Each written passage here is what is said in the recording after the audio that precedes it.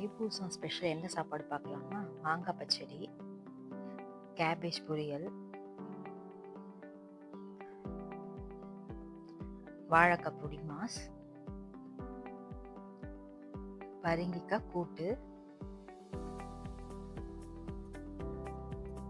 அப்புறம் எல்லா காயும் போட்டு அவியல் மாதிரி செஞ்சேன்.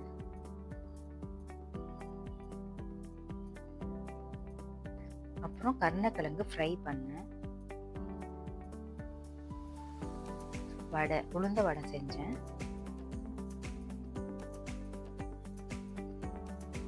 அப்புறம் சாப்பாடு செஞ்சேன். சுட சுட சாப்பாடுல கொஞ்சம் சாப்பாடு ஆறிடுச்சு.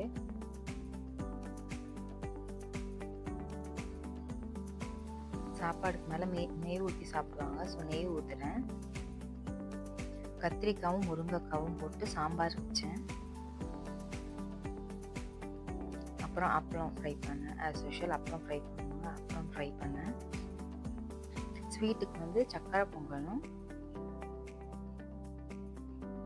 பாயாசமும் வச்சேன். அவ்வளோதான். நன்றி மக்களே.